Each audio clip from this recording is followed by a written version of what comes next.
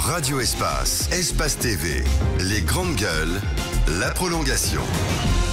Bienvenue dans la troisième partie de l'émission Les Grandes Gueules, la prolongation. Merci de nous écouter sur guinée114.com qui relaie également cette émission. C'est le cas de Guinée News également. Merci à Sola Media qui relaie cette émission sur Facebook. Merci de votre fidélité. Le Conseil national de la transition a déjà passé 100 jours à l'hémicycle, 100 jours pour entamer le travail et s'apprêter à atteindre des objectifs précis. Les conseillers disent avoir pris contact avec les populations à la base et dans un rapport récemment présenté au Palais du Peuple, ils ont relayé ce qu'ils appellent leurs préoccupations. La période a été aussi marquée par l'adoption de la durée de la transition à une majorité absolue au sein de la classe politique. Cette démarche est diversement appréciée. 100 jours du CNT, nous en parlons ce matin avec Jean-Paul Kotebendouno, rapporteur de la commission loi, constitution, administration publique et organisation judiciaire. Et puis les agriculteurs en souffrance dans les préfectures de Forêt-Caria et Koya, une dizaine de fermes atteintes par la grippe aviaire. Le ministère de l'Agriculture et de l'Élevage donc parle de suspicion pour l'instant, mais en attendant les résultats d'un laboratoire italien, la riposte a déjà commencé. Des milliers de poulets sont abattus et les fermiers impuissants seraient contraints d'accepter la mesure qui pourrait donc s'étendre aux préfectures voisines. Comment en est-on arrivé là? Il pose la question, Jacques Lewalino, d'autant plus que la grippe a été signalée à Moribaya depuis le 18 avril dernier. Les juges donnent la parole ce matin à Ibrahima Baldé, président de la Confédération nationale des organisations socio-professionnelles dans le secteur de l'élevage, et à Dr Idrissa Doumbouya, directeur national des services vétérinaires. Avant de continuer le débat avec notre invité, juste deux messages avant la suite des débats. Nous partons avec celui-ci, ce premier. Morikaba qui nous écrit, que dit-il? Bonjour les GG, Soudadis aussi, on faisait jurer les gens sur la Bible et le Coran en Guinée. Nous sommes dans une république et cette pratique de jurer sur la Bible et le Coran est-elle républicaine? Il pose la question. Et ce témoignage d'un agent, il dit: Madame Hiro, je suis gendarme, j'espère rajouter le prix du riz sur la solde est beaucoup mieux pour nous, les éléments, et pour l'État. Par ailleurs, ça n'arrange pas les officiers supérieurs qui avaient même leur propre magasin de riz. Bien sûr qu'ils le revendaient aux commerçants. C'est comme le repas quotidien. C'est comme les repas quotidiens qu'on prépare dans les différentes unités. Arrange plutôt les commandants d'unités qui sont facturés à beaucoup de millions par mois, tandis que la qualité du repas laisse à désirer.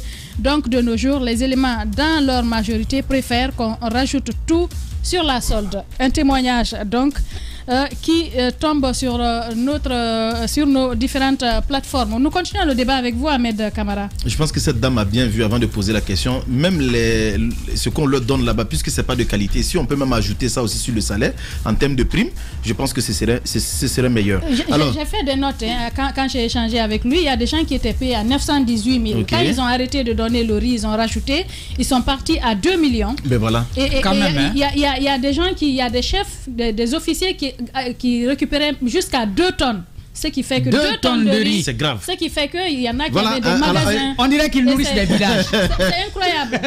Parce qu'il est officier. Oui. Mais ça n'a pas de sens. Je pense que c'est une bonne décision que le CNRD vient de prendre en supprimant quand même cette question de riz. Alors, honorable, si on peut vous appeler comme ça, ce qui reste, vous refusez d'admettre que vous pouvez être l'institution et pouvant représenter les forces vives pour prendre cette décision. Il n'y a pas de problème. Mais ce qui reste clairement, c'est le temps qui vous a permis quand même de prendre cette décision et de nous ressortir au lieu de 39, 36 mois. Quel est le travail de fond qui a été fait? Parce que certains ont dit d'ailleurs qu'ils n'avaient même pas été prévenus.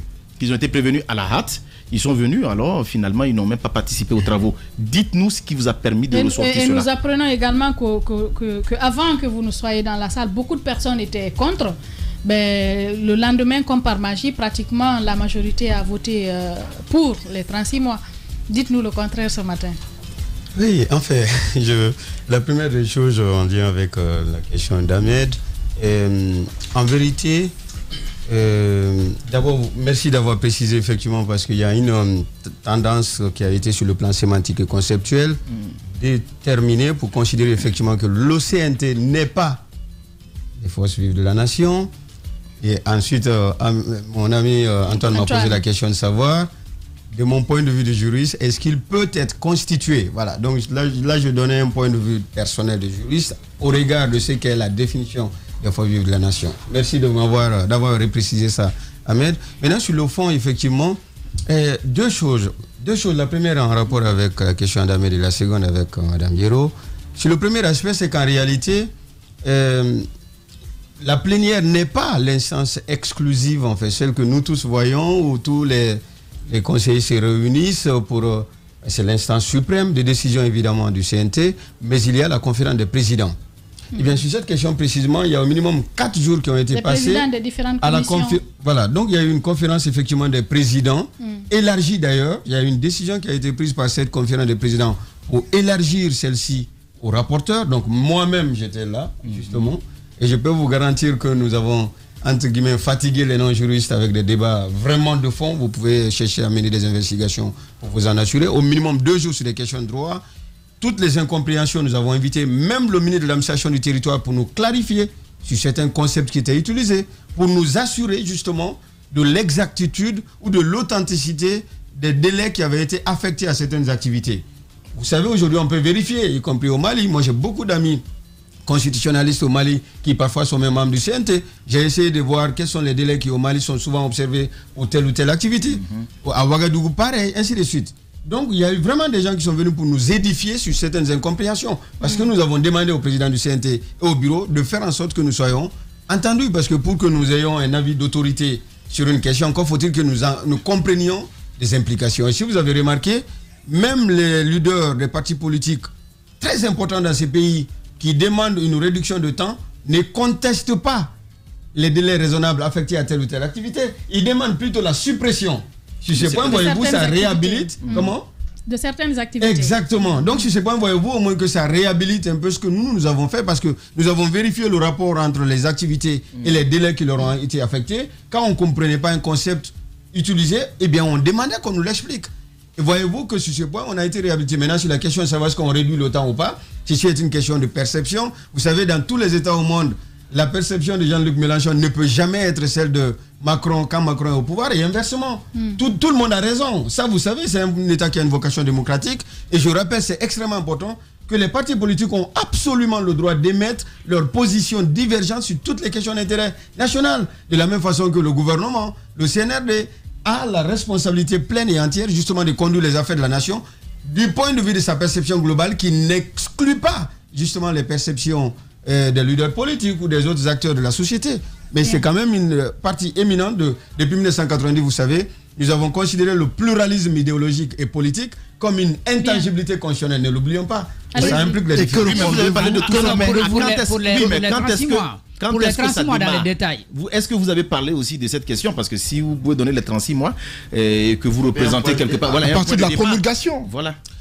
Sur cette question... Et puis je voudrais à la suite d'Ahmed que... Je ne peux pas...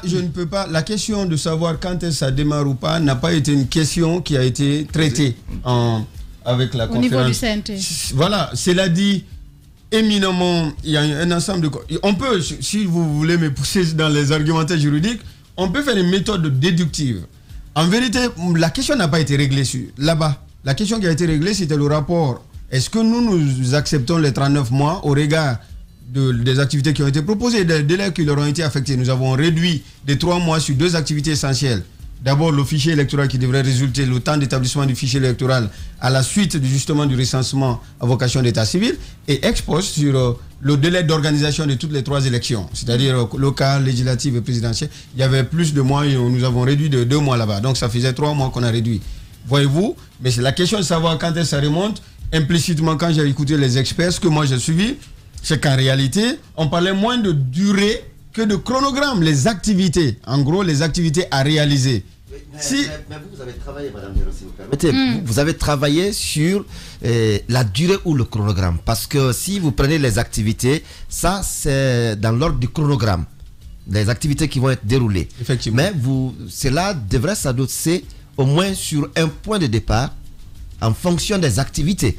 Et c'est sur ce terrain que je suis en train de m'hasarder à aller, même si c'est un terrain très glissant. Ce qui est sûr, c'est qu'en réalité, nous sommes allés sur des activités. Parce qu'au final, la question de la durée est éminemment équivoque, vous le savez, est très conflictuelle. Mais la vérité, c'est que nous sommes allés sur les activités. La question qui nous a été posée par 2 experts était celle de savoir, est-ce que nous avons déjà, par exemple, réalisé une activité qui entre dans le cadre du recensement général de la population et de l'habitat? La réponse a été négative, et en ce moment il dit mais comment vous pouvez prendre en compte de manière rétroactive le rapport entre la durée et les activités alors que les activités n'ont pas encore commencé? Je suppose que vous avez compris ce que je vais dire. Donc c'est un peu le rapport. C'est-à-dire la question du 5 septembre est exclue. Selon moi, oui. Selon ce que j'ai pu comprendre des réflexions qui ont été faites. Mais Gawal l'a dit, il a dit que la durée commence quand les activités vont commencer à être déroulées. À partir de la promulgation par le président. Oui, mais est-ce que vous avez...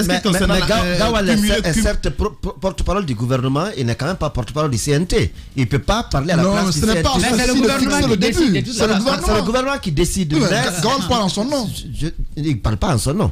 Il parle au nom du gouvernement. Voilà, il parle au nom du gouvernement. Oui, au nom du gouvernement. Maintenant, la proposition de 36 mois, c'est le CNT qui l'a adopté. Mais ce n'est pas à eux de définir quand ça commence. Alors, est-ce que vous avez concernant, par exemple, certains techniciens ont dit qu'on pouvait cumuler les élections. Est-ce que cette question est revenue dans les débats avec le ministre de l'Administration? Le cumul des élections n'a pas été considéré comme une option à retenir. D'abord parce que si on part du principe que nous avons souvent eu des élections vraiment... Parlez dans le micro, s'il vous plaît. Des élections qui ont souvent été... Vous savez, même les élections locales ont posé assez de soucis ici. Vous vous rappelez des élections à Matoto, des élections à Guékédou. Ça dépend de la volonté. Hein. Voilà. Les élections à Kindia. Oui, effectivement, mais c'est toujours un dirigeant qui est aux affaires. Oui, mais là, il n'y a pas de dirigeants qui doivent participer. Oui, on est totalement d'accord. Le problème, c'est qu'il ne suffit pas qu'un dirigeant ne soit pas candidat pour que les élections soient transparentes. Il faut qu'il soit d'accord, il faut qu'il le veille. Oui, mais là où ça a été cumulé, il y a eu transparence aussi, hein, souvent, dans certains pays. Oui, mais dans notre pays, nous, dans notre cas précisément, si nous avons envie de rompre avec ces précédents d'élections considérées comme non transparentes,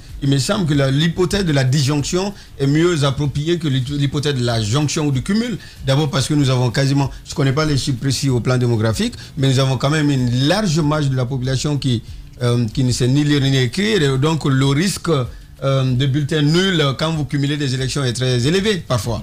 Et donc, en tout cas, les Sierra Leonéens sont plus instruits. En tout cas, ce qui a été retenu, les Burkinabés sont plus instruits. En tout cas, ce qui a été retenu. Non, je pense que chaque pays a des spécificités locales. Depuis la sortie de la guerre civile, vous avez bien vu que les Sierra Leonéens ont une culture démocratique, je crois, plus importante que la nôtre, du point de vue justement de ces histoires d'alternance démocratique. Si nous avons envie justement de répartir... Un petit pays comme ça, alors pourquoi on ne pourrait pas faire la même chose? Créons d'abord un précédent.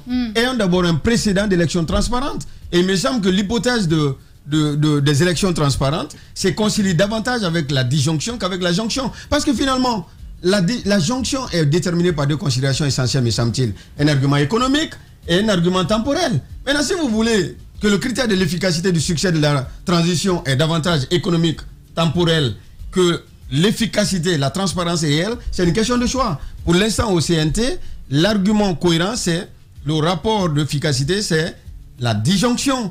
Élections locales, élections législatives, élections présidentielles. Pourquoi? Eh bien, parce que pour l'instant, on n'a pas une culture qui nous permet de dire qu'on a déjà organisé des élections sérieusement transparentes. Et dans ce cas, on préfère aller à minima. On organise d'élection à élection pour l'instant. Vous avez parlé de peut-être on pourrait se pencher sur le plan économique pour ne pas vouloir le faire de façon séparée. Et si on optait pour justement la jonction, est-ce que vous pensez que ça ne pourrait pas marcher? C'est-à-dire en partant d'une forte sensibilisation, une campagne pour les citoyens, parce que je me dis que si le Burkina Faso a réussi à le faire, nous pourrions le faire. Si la Sierra Leone a réussi à le faire, pourquoi on n'essaierait pas en Guinée? Vous pensez qu'avec de la sensibilisation des citoyens qui doivent aller au bureau de vote avec les différents partis politiques, vous pensez que c'est impossible? Pour l'instant, je pense que, encore une fois, l'argument, est-ce que c'est possible? Tout est possible, sincèrement. C'est possible. Mon argumentaire n'est pas sur la possibilité, puisqu'on peut essayer. Mais pour l'instant, encore une fois, ceci a été dit par vous les journalistes, par tout le monde, y compris les dirigeants, qui ont parfois reconnu même, quand ils n'étaient plus aux affaires, que certaines élections n'ont pas été bien organisées, ainsi de suite. Entre cumuler des élections qui, organisées séparément, n'ont pas marché, et les organiser séparément, dans un contexte dit de refondation, il me semble que le choix a été fait pour la séparation. Même si je comprends bien que le cumul... D'ailleurs, regardez aussi la question de la redéfinition, justement, de la redéfinition territoriale, qui va un peu plus avec l'organisation de ces élections locales. Donc pour l'instant, c'est le cumul qui a été retenu. Alors on va venir sur la Constitution, puisque parmi les activités, surtout ça vous concerne. Vous avez fait une tournée à l'intérieur du pays, vous avez écouté les citoyens.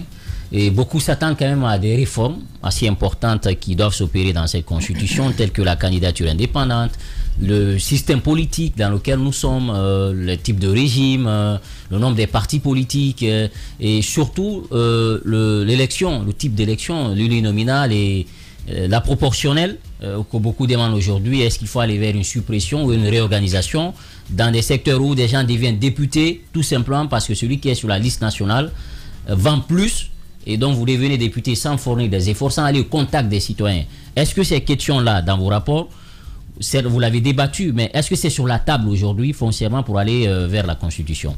Oui, conformément aux dispositions du préambule de la charte de la transition, l'inclusion que vous avez vu, et même de l'article 2, justement, qui, dans l'objectif de réaliser une refondation effective et de bâtir des institutions démocratiques, prescrit cette inclusion. Et en ce sens, nous avons à la commission des lois de manière spécifique, ça vous étonnera, mais nous avons déjà reçu près de 5 propositions d'entités. Nous attendons d'ailleurs les votes, c'est l'occasion de vous le dire. N'hésitez pas à nous communiquer tout ce que vous pensez. Parce qu'au-delà proposition des médias? Oui, proposition des médias, des entités. Vous savez, vous êtes quand même bien structuré, bien organisé. N'hésitez pas à justement nous communiquer votre perception des institutions. Pour l'instant, au-delà de tout ce que nous avons dans le rapport qui résulte justement de ces missions à l'intérieur, nous avons envisagé dans l'agenda de rencontrer des groupes professionnels autour du mois de novembre et de décembre. On va rencontrer même des leaders des partis politiques. On va rencontrer les entités, même les structures des avocats, les journalistes, ainsi de suite. Parce qu'on considère, on part du principe que davantage on rencontre les gens en amont, moins il y a des contestations ex post. Ne serait-ce que du point de tout le monde devrait pouvoir, même si on ne retient pas justement votre idée, mais au moins qu'on puisse la débattre, qu'on puisse mettre tout ça en perspective. Et je pense que vous avez déjà lu le rapport et sur ce point, c'est pas la peine peut-être de revenir sur les grandes tendances. Ouais. Monsieur Quentin Bandono, on va à présent parler du CNT, de son fonctionnement. On sait qu'il y a eu des voyages récents à l'intérieur du pays par des conseillers qui sont allés voir les populations. Il y a eu le rapport de ce travail qui a été remis au chef de l'État. Dites-nous comment fonctionne le Parlement. De l'extérieur, on a assez d'idées sur comment vous fonctionnez. D'abord, on a vu qu'il y a eu 2 bus qui ont été octroyés. On pensait que chacun aurait un véhicule. Et en plus, c'est des salaires mirobolants. Ça n'a pas été le cas. Venir, non?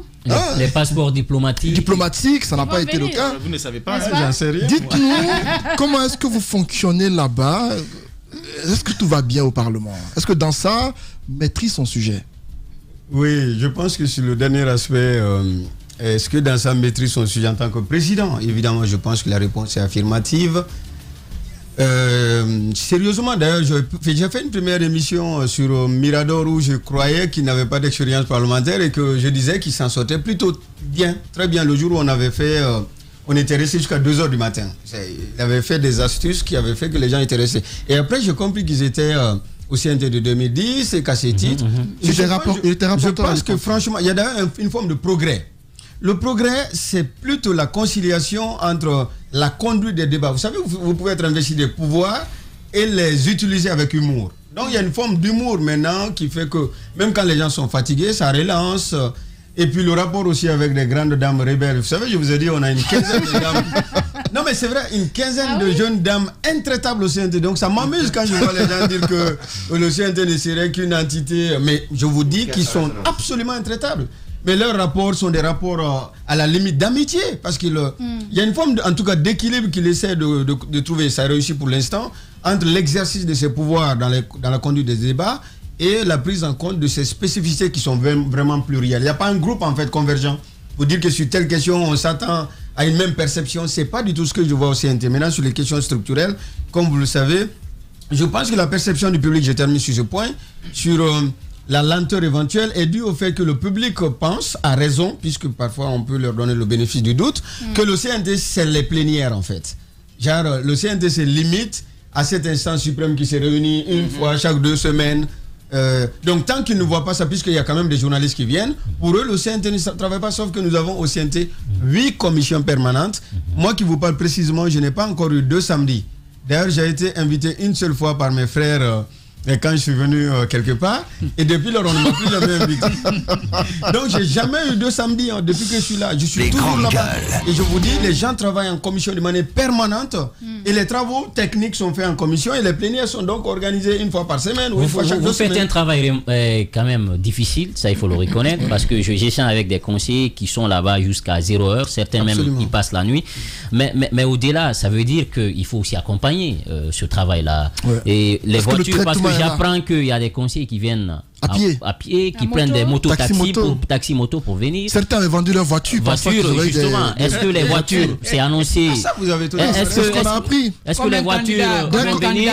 Dès qu'on les a désignés comme conseillers, ils ont vendu leur voiture. D'autres ont donné à leurs femmes. Il y a un candidat qui a vendu son terrain. Voilà. Et ça, c'est une deuxième chose. Au-delà des voitures, il y a les passeports diplomatiques. J'apprenais qu'ils ont demandé les photos. Est-ce que vous le confirmez pour les passeports diplomatiques? C'est important pour vous, pour le déplacement. Mais aussi aujourd'hui, parce que ça doit être quand même officiel, le conseiller... Il est payé à combien? Il est payé à combien? on est en démocratie. Ah oui, hein? La transparence. C'est l'agent du peuple. Oui, la transparence, évidemment. On veut savoir combien on donne. Mais vous savez, les démocraties qui consacrent la transparence n'excluent pas les clauses de confidentialité. Vous avez signé des clauses de confidentialité? Non, mais ça existe dans tous les textes, dans les États démocratiques. Pour revenir à la question, effectivement, c'est une question éminemment intéressante. Ça renvoie juridiquement à la question des moyens d'exercice, des missions qui nous sont dévolues sur le fondement de l'article 57. Sur le premier aspect, je vous le confie, moi j'habite à la Camaïenne. Est-ce que vous savez que je paye $900 le mois? C'est écrit dans mon contrat, $900. C'est pas en francs guinéens qu'ils ont converti, en dollars. Eh bien, je n'aime pas être loin de mon lieu de travail puisque je savais de toutes les façons avant de venir ici que j'aurais beaucoup de boulot. J'ai décidé de rester à la Camaïenne. Jusque-là, je payais mon loyer à Paris. Heureusement que mon petit frère a commencé à me relayer. Là-bas aussi, c'est autour de 950. Donc, voyez-vous, la question, elle est très importante. J'ai fait une semaine, je partais en moto, moi aussi. Parce qu'à un moment, j'ai dit à mon grand frère, reprends ta voiture. Eh bien, j'étais obligé d'en acheter. J'ai acheté une Ford récemment. Mais vraiment, de manière absolument inopportune. C'est pas le CNT qui a payé pour vous? Absolument pas. Ah non. Mais pour l'instant, ce que je peux vous dire sur ce point, le président du CNT, selon ce que j'ai pu entendre ça et là, est vraiment investi sérieusement dans la recherche de ces histoires de voitures. Il semble que les procédures sont en cours. Je ne suis pas membre de la conférence des présidents parce que je ne suis qu'un rapporteur. Mais il semble que le président est en train vraiment de suivre ces dossiers. Les bus qui vous déposaient. Les bus, en fait, ça m'a aussi choqué parce que quand ils nous ont donné le bus, j'ai vu que les Guinéens étaient contents qu'on nous donne le bus. Mais pourquoi ils sont contents qu'on nous donne le bus? Les bus sont là-bas, même la dernière fois à la formation de... Mais ils servent à quoi ces bus? Justement, c'est une question importante parce que la dernière fois, vous savez, il y a au minimum 3 séances de renforcement des capacités qui ont déjà été organisées. Une pour tous les conseillers et parfois les personnels administratifs et 2 autres pour les femmes. Même la dernière fois, les femmes sont allées dans ces bus à Kindia. Donc parfois, c'est quand il y a des sorties collectives que pour l'instant, ces bus sont utilisés.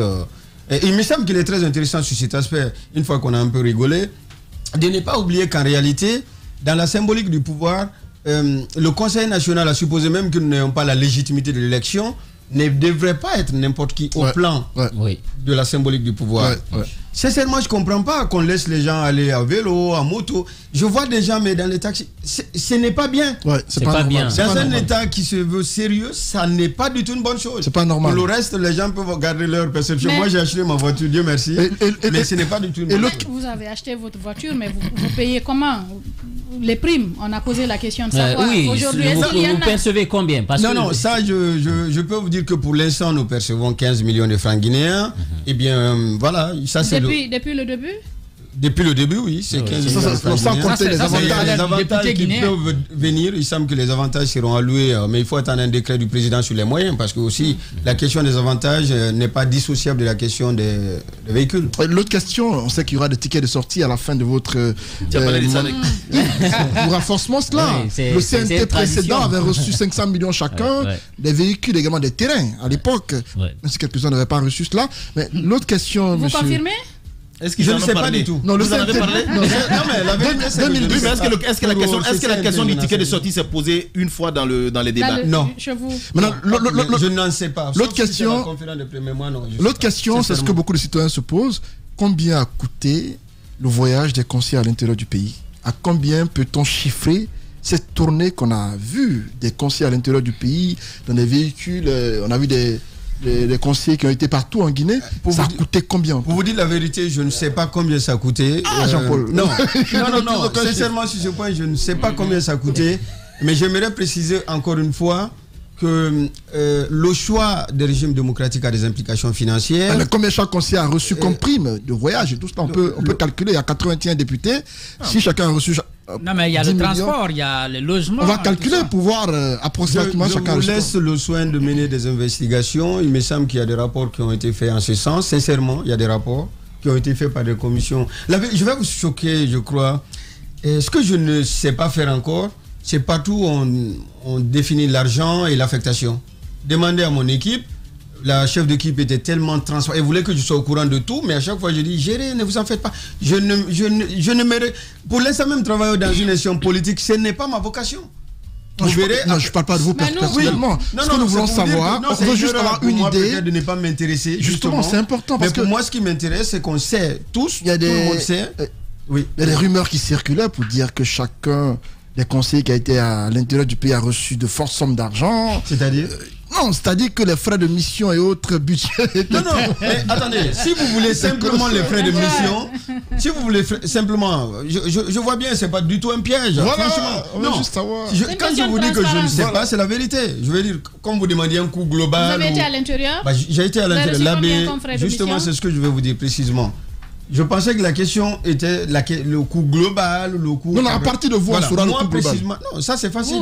Moi, précisément, d'abord, je précise qu'à l'Abbé, par exemple, j'étais logé à l'hôtel Safatou, où je payais 350 000 chaque jour, où je devais acheter à manger, matin, midi et soir. Et je recevais, je crois, 1 million par jour. Okay. Donc, ça, je sais. Vous avez fait combien de temps à l'intérieur? Nous avons fait 12 jours. 12 jours. Voilà. 12 millions, supposons.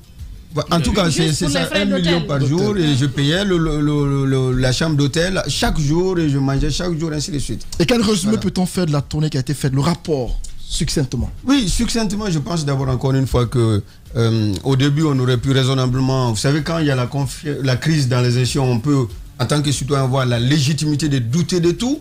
Même moi, j'avais parfois des doutes sur certaines questions. Mais en vérité, c'est que nous avons souvent eu un État depuis 1990 qui est bien décentralisé, avec des gens élus qui est bien déconcentré, avec des représentants de l'État au plan intérieur, mais on sait tous que nous avons toujours subi ces procès en exclusion des gens de l'intérieur qui ne sont pas consultés pour mettre en œuvre. Et cette fois-ci, franchement, moi ce que j'ai vu à l'intérieur, c'était incroyable. En tant que quelqu'un qui enseigne le droit constitutionnel, j'ai vu des gens, on dirait qu'ils avaient envie de parler depuis 100 ans. Wow. Oui. J'ai fait 12 jours en l'Abbé Tougué Koubia, j'ai jamais entendu des jures. Jamais. J'ai même fait un post sur ma page pour dire que finalement, nous qui sommes de la ville, on n'est pas représentatifs des gens de l'intérieur. Jamais des jeux. Pourtant, les gens criaient pour élever le ton quand ils parlent. Quand ils parlent de leurs problèmes, ils élevaient. Je me voyais dans une assemblée parlementaire, à l'européenne en fait. Comme quand les ouvriers élèvent la voix pour se faire entendre. Et ça m'a tellement marqué au plan constitutionnel que j'ai bien envie d'écrire tout ça, moi. Personnellement, au plan... et sur le fond, vous savez, il y a un rapport, je vous l'ai dit, sur un ensemble de thématiques. Les grandes tendances. Comment? Les grandes tendances. Les grandes tendances sur le plan du régime politique, c'est le procès du régime présidentiel. En tout cas, pas le procès du régime présidentiel du point de vue de son exclusion, mais du point de vue de l'équilibre à trouver entre un président qui aura les moyens de mener son programme pour lequel il a été élu et l'exigence de la mise en place d'un équilibre institutionnel pour éviter que le président n'apparaisse in fine comme une forme de personnage hégémonique. La conséquence, vous la savez. D'accord. Ça favorise toutes les autres institutions et le système se bloque. La question sur la candidature indépendante, est-ce qu'elle est souvent passée? Elle est parfois revenue, pour ma part, j'ai vu dans certains rapports des gens qui parlaient effectivement de candidature indépendante. Et tout à l'heure, Djiba l'a posé également. Je pense qu'on aura l'occasion d'en débattre parce que les précédents béninois, les présidents sénégalais ne nous prouvent pas, pour l'instant, encore une fois, aucune décision n'a été prise au CNT. Ça va faire l'objet de grands débats. Qu'il suffise qu'il y ait des candidatures indépendantes pour que le problème soit réglé, puisqu'au final, à quoi sert une candidature indépendante assujettie à l'exigence du parrainage des locaux que le président peut racheter et leur donner des injonctions de refuser de donner des voix? Peut-être faut-il réfléchir à supposer qu'elles soient retenues, à ce que ce soit les individus. Et la question des parrainages qui puissent de parrainer et pas du tout les élus. Et la question des parrainages, ce qui, à mon sens, pourrait diminuer le nombre de candidatures, parfois comme en 2010 où ils étaient jusqu'à 24, alors que plus de la moitié n'avaient pas Justement, si on doit retenir tout ça, encore une fois, là je réponds vraiment à titre personnel, puisque vous savez que ce sont des questions prospectives, on n'en a pas encore débattu. Ça figure dans le rapport, quelques-uns l'ont évoqué. Mais ce que je veux dire, c'est que si on doit maintenir des candidatures indépendantes, c'est pas le problème en soi. Le problème, c'est sur la question du parrainage. Comment, au regard de notre expérience politique, on trouve un subtil équilibre entre la consécration des parrainages et l'exigence de la rationalisation des parrainages. Parce que si on soumet la recevabilité des candidatures en parrainage d'élus, ce qui serait vraiment très légitime et démocratique, il est possible que le président en exercice demande à ce que les gens, comme vous l'avez vu parfois dans certaines communautés, il suffit que le président demande à ce que certains conseillers communaux n'aillent pas dans un sens, et bien ils ne vont pas. N'oublions pas la culture du chef dans la sociologie africaine de l'exercice du pouvoir. Dernière question pour clore. Alors, quel est le rapport aujourd'hui avec les autres honorables de la CEDEAO et même avec l'institution CEDEAO aujourd'hui, puisqu'on sait quand même qu'il y a des sanctions qui planent sur la tête de la Guinée. Les rapports sont des rapports, je pense, en termes de perspective de dialogue, parce que vous savez, quand le chronogramme a été arrêté, il y a la CEDEAO qui a demandé à ce qu'elle envoie un émissaire en République de Guinée pour discuter de beaucoup de sujets. Sur ce point, je pense qu'il est extrêmement important, comme nous souhaitons au CNT être une instance de dialogue, que tous les organes de la transition s'inscrivent dans le cadre de la dialogue, parce qu'au final, moins les rapports sont des rapports de défiance, davantage la transition peut connaître du succès. Jean-Paul Côté-Bendouno, rapporteur donc de la commission loi au CNT. Merci d'être passé dans les grandes gueules ce matin. Merci à tous. Merci. L'émission continue dans un instant. Nous changeons de registre pour parler aviculture.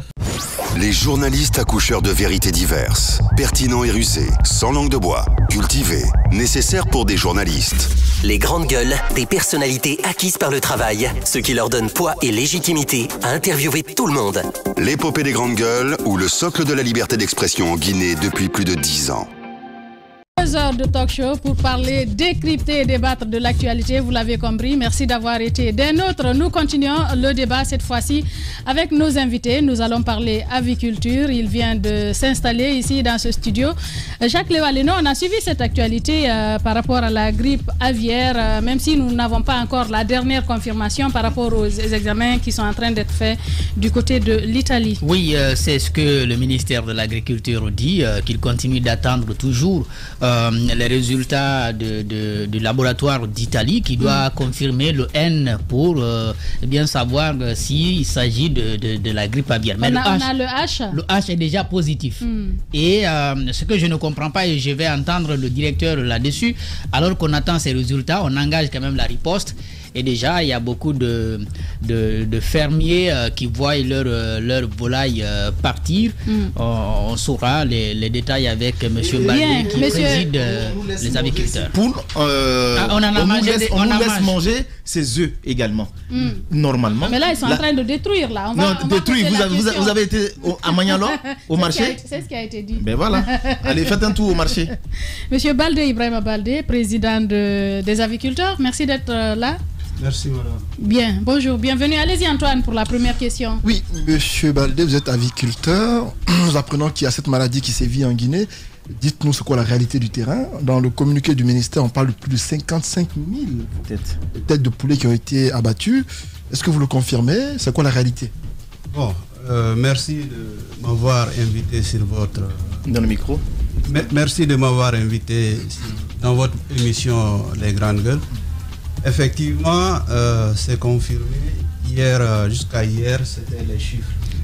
Maintenant, tu peux orienter mais les chiffres ne font qu'évoluer parce que hier, par exemple, nous avons reçu l'appel d'un fermier qui a un cheptel de 35 000 pondeuses où le foyer est entré. Donc l'abattage devait commencer dans la même zone de Kakulimaya. Donc je pense que il est urgent de mobiliser les moyens pour pouvoir circonscrire l'épidémie. Parce que si rien... Ça a commencé quand exactement et ça s'est manifesté comment? Bon, les abattages, on a reçu des appels des fermiers qui nous ont informé qu'ils ont des maladies fortes dans leur ferme, qu'ils n'avaient pas l'habitude d'avoir. Et entre-temps, nous sommes rentrés en contact avec les services nationaux. Vous confirmez que c'est depuis avril? Bon, pas depuis avril, on peut dire début mai. Qu'on a su réellement. Vous avez su. On a su. Bon, même s'il y avait l'épidémie, bon, peut-être c'était pas déclaré officiellement par les éleveurs. Certainement, ils ne savaient pas à quoi ils avaient affaire. Bon, du fait que c'est une suspicion, nous attendons que le laboratoire puisse se prononcer. On sache effectivement c'est la grippe aviaire. C'est quoi aujourd'hui l'étendue, puisqu'on parle de Forêt-Caria, mais on parle également de Koya. C'est quoi l'étendue aujourd'hui des dégâts, des pertes? Bon, tout ça c'est dans la zone de Koya pour le moment. Heureusement, c'est à partir de Wonkifon, Kakulumaya, il y a un peu la zone de Forêt-Caria aussi qui est atteinte. Bon, mais pour le moment, c'est dans la zone de Koya. Mais si rien n'est fait réellement, si on ne mobilise pas les moyens, il y a un risque de mettre en danger le secteur de l'aviculture. Si on ne met pas les moyens, qu'est-ce qui doit se faire aujourd'hui par le ministère pour freiner l'épidémie? Bon, les moyens, quand je demande les moyens, d'abord, il faut rassurer les éleveurs. Parce que quand l'épidémie est déclarée chez un éleveur, la solution la plus recommandée, c'est d'abattre. Bien. Donc, Monsieur Baldé, si vous permettez, nous allons partir sur le terrain avec Dr Idrissa Doumbouya, directeur des services vétérinaires. Il est en direct chez les grandes gueules. Allez-y, Jacques, pour la première question. Docteur, bonjour. Bonjour Jacques. Alors, vous allez bien à l'équipe Espace? Oui, bienvenue. Jusqu'hier, vous étiez sur le terrain et vous m'appreniez que la riposte continue. Est-ce qu'aujourd'hui ou ce matin, vous pouvez nous donner les derniers chiffres en termes de pertes pour les aviculteurs? Ok, merci beaucoup. Merci à l'équipe Espace et merci à tout le monde. Au jour d'aujourd'hui, les services vétérinaires, à travers le ministère de l'Agriculture et de l'Élevage, et les équipes sont sur le terrain. Et à la date du 23 mai, les services vétérinaires ont eu à abattre 14 930. Allô? Oui, vous êtes à l'antenne, docteur. Je pense qu'on a perdu Dr Idrissa Doumbouya, que nous allons essayer de... Il dit, oui, c'est ce qu'il dit. Il parle de 14 000, mais... De 14 000, vous parlez de Monsieur beaucoup Baldé plus. parlait de beaucoup plus. Le parle de 55 000. Mais quand de 55 000. 55 000. Mais quand il dit 14 000, est-ce que c'est les abattages d'hier? C'est l'abattage. Ce n'est pas les poules qui sont mortes d'elles-mêmes. Ok. L'ensemble des pertes s'élève à plus de 50 000. Alors, on sait que c'est des poules. Ça se transmet à l'homme. Est-ce que vous avez eu quand même, est-ce qu'il y a eu une vulgarisation à ce niveau pour vous permettre déjà de vous planifier et de faire attention quand même à vous qui êtes dans cette activité? Je crois qu'il y a des campagnes de sensibilisation. Vous croyez? Non. Il y a des campagnes de sensibilisation qui se font auprès de nos différents acteurs à tous les niveaux. Les informe de prendre plus de mesures de biosécurité. Oui, mais quelles sont les mesures? Voilà. Les mesures, c'est par exemple, si le foyer est déclaré, c'est de ne pas consommer ces animaux. Si le foyer est déclaré, de rentrer en contact... Les œufs aussi? Bien sûr, les œufs. Si le foyer est déclaré, de rentrer en contact avec les services préfectoraux de l'élevage. Si le foyer est déclaré, de prendre des mesures pour protéger leurs entreprises afin de ne pas laisser n'importe qui rentrer dans ce truc. Et une fois que nous avons les informations, nous les remontons auprès de la direction nationale. Parlons des investissements, M. Baldé. Ça peut aller jusqu'à combien? Vous avez parlé d'une ferme de 35 000, par exemple, qui a été contaminée. On investit combien, par exemple, dans une telle ferme? Avec ces 35 000, mise en place, avec ces 35 000, ça c'est une perte sèche de près de 3,5 milliards. Wow. Parce que pour 1000 pondeuses, il faut actuellement au moins les 100 millions pour démarrer. Donc ça cause ça, les fermiers ont besoin d'être rassurés. Ok. Mais est-ce qu'il y a un mécanisme d'accompagnement que vous avez proposé, par exemple, à l'État, au cas où, si votre ferme est attaquée? Nous allons revenir avec M. Baldé, mais d'abord avec Dr Idriss Doumbouya, qui est de retour, Jacques Lévalère. Docteur, vous parliez de 14 000. J'ai joint l'autre question à celle-là. C'est de voir que c'est seulement hier que le ministère de l'Agriculture fait un communiqué pour annoncer la présence de la grippe dans notre pays, alors qu'on parle de début mai quand même. Qu'est-ce qui n'a pas marché? Bon, nous, on est en train de gérer l'épidémie. On était en train de gérer l'épidémie. Parce que, comme je vous ai dit la dernière fois, quand nous avons été contactés le 27 mai, nous avons été contactés par... le 27 avril Le 27 avril, par un fermier qui nous a contactés à travers l'association des fermiers. Quand nous avons reçu l'information, le 28, nous avons déjà une équipe sur le terrain qui est partie faire des prélèvements dans la ferme en question. Et à travers les anamnèses qu'on a eu à voir avec le fermier nous disait que la mortalité a commencé chez lui à partir du 18. C'est-à-dire que la mortalité à partir du 18, la mortalité avait commencé chez le fermier. Du 18 avril, n'est-ce pas? Du 18 avril. Le fermier, parce que nous avons, en faisant un prélèvement, nous avons des questions que nous posons au fermier. Et le fermier nous fait comprendre que depuis le 18 avril, il a des mortalités dans sa ferme. Et nous avons été saisis que le 27 avril. Quand nous avons été saisis, nous avons fait le prélèvement. Des échantillons ont été acheminés dans notre laboratoire. Et le lundi qui a suivi, parce que je crois que c'était un week-end, le lundi déjà nous avions les résultats. Et les résultats étaient déjà positifs au RAS5. Quand nous avons compris que c'est le RAS5, là nous ne pouvons pas rester tranquilles. On a vraiment commencé à mettre en place une première équipe d'investigation conjointe. Comme étant une zoonose, là nous avons collaboré avec nos partenaires de la santé, de l'environnement, et nous avons envoyé une équipe une semaine après sur le terrain pour voir vraiment l'étendue du foyer et faire le prélèvement dans certaines fermes, même faire des prélèvements sur des humains pour voir vraiment où l'étendue du foyer se situe. C'est ce qui fut fait. L'équipe s'est déplacée sur le terrain et nous avons fait le rapport d'investigation. À l'issue de notre investigation, d'autres fermes ont été touchées. Au début, nous étions à 2 qui étaient touchés et lors de notre investigation, nous avons eu à avoir 15 fermes où nous avons fait des prélèvements. Dans les 15 fermes, 5 se sont révélés positifs pour A5. Comme l'équipe est vraiment, lors de notre investigation, sinon la mission, c'était une mission d'investigation. Voyant vraiment le foyer était en train d'augmenter, nous avons plus tardé. On a transformé l'investigation maintenant en riposte. C'est ce qui fut fait. Nous avons commencé à abattre dans les premières fermes lors de notre mission d'investigation. Parce que c'est un virus, la meilleure des solutions aujourd'hui pour circonscrire, pour connaître d'autres foyers dans le pays, la meilleure des solutions, c'était de faire l'abattage. Et c'est ce qu'on a commencé, l'abattage et la destruction. Et nous sommes aujourd'hui sur ce processus, la destruction et la désinfection. Maintenant, docteur, quelle peut être l'origine de ce virus? Comment est-ce que quelle explication vous pouvez nous apporter?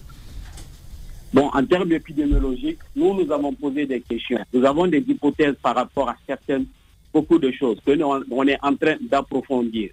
On peut passer à la source de l'alimentation, à la source vaccinale et aux échanges d'alvéoles entre fermiers, qui peuvent être des sources de l'infection que nous sommes en train d'approfondir au plus haut niveau. C'est-à-dire, en ce qui concerne l'aliment, on a eu à faire des prélèvements sur certains producteurs d'aliments et les analyses seront bientôt présentées pour nous situer si vraiment c'est l'aliment. En ce qui concerne la vaccination aussi, nous suivons aussi cette étape qui peut être aussi la source de l'infection. Parce que nous, en Guinée, la vaccination, elle est interdite contre la grippe aviaire. Il y a des fermiers qui ont dû faire entrer le vaccin en Guinée et nous sommes en train de mener des enquêtes pour savoir ce qui nous a été dit dans les fermes, si c'est vrai. Pourquoi la vaccination est interdite en Guinée? Maintenant, ça ne faisait pas partie des maladies pour notre prophylaxie vaccinale. C'est-à-dire qu'il y a des maladies dans des fermes où il y a une prophylaxie vaccinale à respecter par tous les fermiers. la grippe aviaire ne faisait pas partie des maladies existantes en Guinée, on ne peut pas établir une prophylaxie vaccinale contre la grippe aviaire. Comme ça ne fait pas partie des maladies qui existent, mais c'était une maladie qui était surveillée par les services vétérinaires, mais ça ne faisait pas partie de notre prophylaxie vaccinale parce que ça n'existe pas. Le vaccin n'est même pas autorisé en Guinée. Bien. Allez-y, Daouda. L'autre question, aujourd'hui, vous êtes en train d'identifier les zones et autres. Quel appel vous lancez aux autres qui ne sont pas encore atteints par cette maladie? Quelles dispositions concrètes doivent-ils prendre pour éviter d'être aussi des victimes? Ok, merci pour cette question. Au jour d'aujourd'hui, ce qu'on pourrait dire à tous les fermiers, c'est de vraiment limiter les mouvements.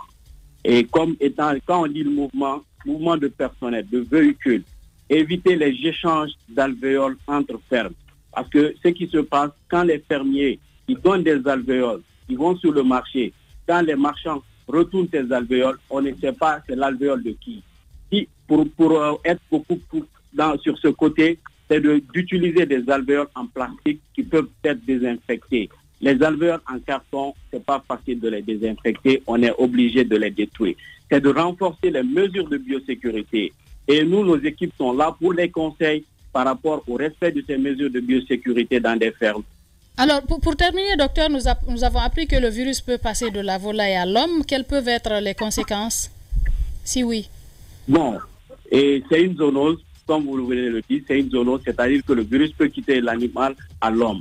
Les précautions à prendre, c'est pour cela que nous avons eu à faire des prélèvements chez des fermiers. C'est une zoonose, ça peut se transmettre. C'est de prendre toutes les précautions. C'est pour cela que je conseille aujourd'hui à tous les fermiers, c'est-à-dire que leurs fermiers, leur personnel qui se trouve dans docteur, c'est pas aux fermiers, il faut parler, mais c'est à nous les citoyens. Pouvons-nous manger le poulet? Est-ce qu'on doit arrêter de manger? Ou les œufs qui sont sur le marché dont on ne connaît pas l'origine? Non, aujourd'hui, avec ce que nous sommes en train de faire, on est en train de mettre en place des barrages. C'est-à-dire que dans la zone infectée, aujourd'hui dans la zone infectée, nous avons pu à mettre 3 équipes. C'est-à-dire une première équipe qui se trouve dans la zone infectée et c'est cette équipe qui s'occupe de l'abattage, de la destruction et de la désinfection. 3 kilomètres après, il y a une autre équipe qui est la zone qui se trouve dans la zone tampon. Est-ce que vous nous rassurez que les poulets qui sont à Conakry ainsi que les œufs, nous pouvons les consommer sans risque? Excusez-moi. Nous sommes en train de prendre des précautions pour que... Il ne veut pas répondre. Quand même, hein? On est malheureusement pris par le temps. Est-ce qu'il faut consommer la viande de poulet qui se trouve aujourd'hui à Conakry, en plus des œufs, docteur? Ne venant pas des zones infectées, on peut les consommer. Mais comment on peut le savoir? Bien, docteur Idrissa Doumbouya, directeur des services vétérinaires. Merci d'avoir répondu aux questions des grandes gueules, docteur. Pour terminer, en 1 minute, allez-y, monsieur Diallo. Quel appel? Monsieur Baldé plutôt, autant pour moi. Ne te réjouis pas si vite. Monsieur Baldé, votre appel, votre message à l'endroit des autorités, parce que vous êtes quand même l'un des responsables de ces travailleurs, de ces aviculteurs par rapport à ce qui est en train de se dérouler. Moi, mon appel à l'endroit des autorités, c'est de les demander de rassurer les éleveurs, parce que aujourd'hui le secteur se débat. Il y a des difficultés dans le secteur. Il y a beaucoup de fermes qui sont en faillite. Donc nous demandons vraiment qu'il y ait un appui vers le secteur de l'élevage, vers la filière avicole surtout. Sans compter aussi les autres secteurs. Et pour cette épidémie, nous demandons plus de moyens. Pas pour nous, mais pour les services qui font ces abattages pour pouvoir circonscrire la maladie. Parce que si une épidémie est déclarée quelque part, normalement on ne doit pas prendre plus de 24 heures pour être sur les lieux, abattre les poulets et les enterrer, sécuriser le coin. Donc ça demande beaucoup de moyens et on demande aussi à l'État de rassurer, pour indemniser les éleveurs, pour les accompagner. Et il y a un autre aussi parti que je voulais, parce qu'aujourd'hui on se demande d'où vient cette maladie. Les importations des œufs. Aujourd'hui, la grippe aviaire est un peu partout dans le monde. Si nous importons les œufs, ces alvéoles, il y a des échanges entre les alvéoles qui viennent de ces pays soi-disant peut-être atteinte, et la Guinée, il y a risque de contamination. Bien, il y a tout cela. Donc, réellement, nous demandons qu'on s'asseye avec les autorités pour voir comment mettre un plan de relance. Merci, M. Baldé, M. Ibrahima Baldé. Je rappelle que vous êtes le président des aviculteurs. Merci d'être passé dans le studio des Grandes Gueules. Merci à vous tous d'avoir été des nôtres. C'était un plaisir de vous servir. Merci à Mohamed Yabi qui a géré les sons du côté de la radio, à toute l'équipe de la régie, Steve Le Guinéen Camara, Nalaï Sidibé, Mafata Sano, Alassane Diallo, l'homme de nuit. Merci à Kadi Touré, ils sont très nombreux. Mamoudou Kondé, merci à vous tous. C'est un plaisir de vous servir. À demain pour un autre numéro des Grandes Gueules.